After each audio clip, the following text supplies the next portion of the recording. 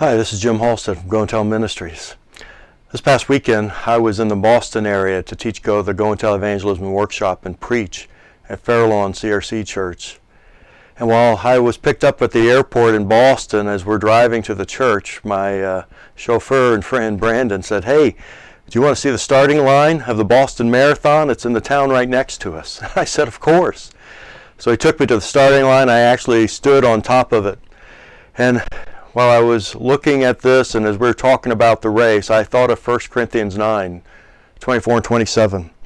It says, "Do you not know that in a race all the runners run, but only one wins a prize? Run in such a way as to get the prize. Everyone who competes in the game goes into strict training. They do it to get a crown that will not last, but we do it to get a crown that will last forever. Therefore I do not run like a man running aimlessly. I do not fight like a man beating the air. No, I beat my body and make it my slave, so that after I have preached to others, I myself will not be disqualified for the prize." And while I was standing on that starting line, I was talking to Brandon. He had talked how he had ran in the race 4 or 5 times, and then I shared about I have a friend who actually completed the race. Normally the Boston Marathon is in the spring on Patriots Day, but due to COVID, it was actually ran in the fall just 2 weeks ago. And I shared how proud I was of a former college student who attended our church, Felicia, who's now a kindergarten teacher in Michigan, how she had ran that race. And I had followed along with her, and on the Boston Marathon site, you can write in encouraging notes, and her whole school, her whole class was writing her notes, saying things like this. I want to read it. "You've got this, girl. Go. You are amazing. Keep it up. We are so proud of you. We are so proud of you. Go, go, go. You're halfway there. You're halfway there." Felicia later said she was so encouraged. It was so awesome to have all the support there to encourage her to run that race and to complete that race. And that led me to think of Hebrews chapter 12, verse 1. It says, "Therefore we are surrounded by such a great cloud of witnesses. Let us throw off everything that hinders and the sin that so easily entangles, and let us run with perseverance the race marked out before us."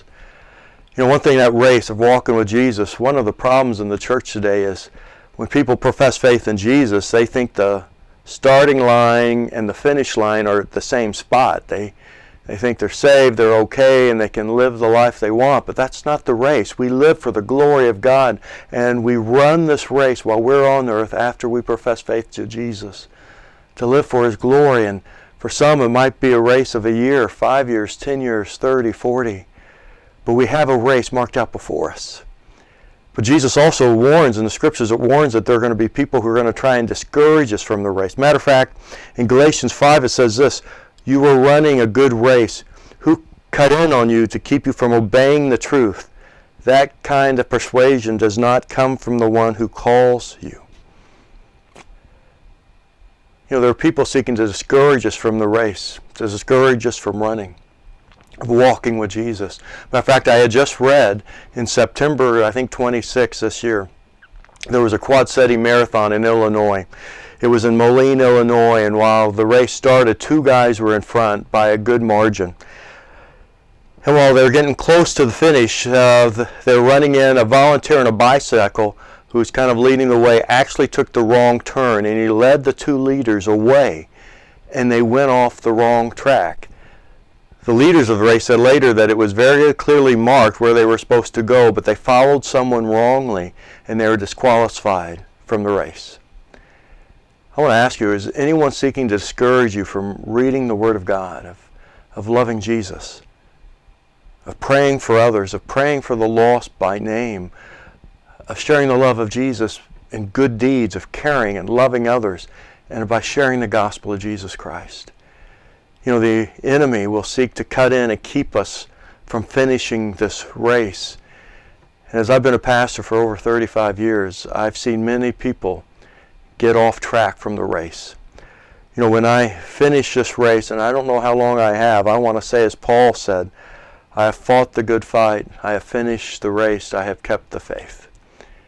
I want to ask you, how well are you running? Are you running with Jesus? Do you have your eyes on the prize? Are you committed to finishing this race? And are you committed to being with believers that they would spur you on towards love and good deeds to finish? Or have you been deceived or taken off course to get off the track. I want to encourage you to stay on the track. Have your eyes on Jesus, the author and perfecter of our faith, and finish that race that's marked out before us for the glory of God.